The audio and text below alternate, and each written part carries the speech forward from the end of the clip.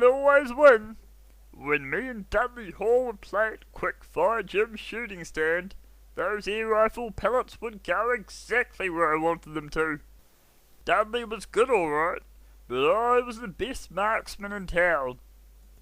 The small dilapidated hut was good practice, though the real event was every Easter at the big carnival. Everyone went to that, and I mean everyone. The whole town just about shut down for the night. I'd make sure I wore my spiffiest blazer and best brogues, freshly polished, because every Easter carnival I would have quite an audience.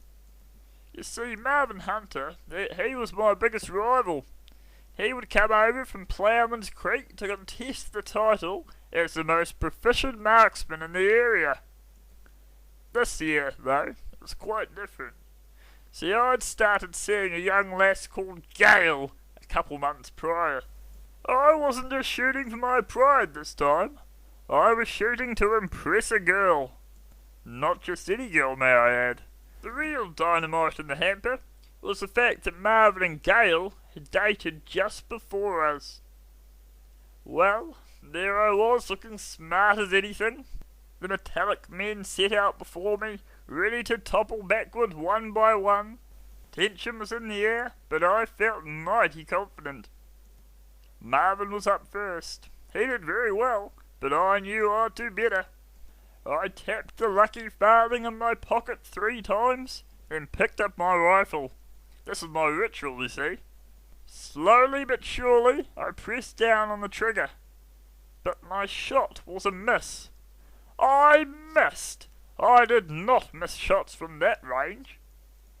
Something was very fishy indeed. I tried again, but the same result. Someone had tampered with my rifle.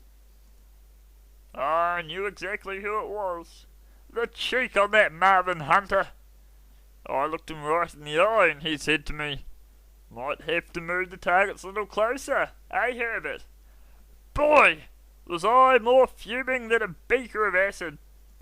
I tried to keep my cool, proclaimed that my rifle had been tampered with, but this fell on deaf ears. You see, we had a 5-minute period to adjust our guns, but I had done mine quickly, then went off to win a rather oversized teddy bear for Gail. Inevitably, Marvin won. Well, he won the trophy anyway. I knew he was a low-down cheat. I tried to take my mind off it at the coconut shy, but after a couple throws I spotted Gail in the distance. She was talking with a boy. Talking with Marvin. Now, in my younger days, I was known to fly off the handle if someone tested me. I walked over there, apparently calm, until I bopped him right on the nose. Gail was not impressed, to say the least. She dropped her stuffed animal, and went straight to his aid. She looked back at me and told me to leave.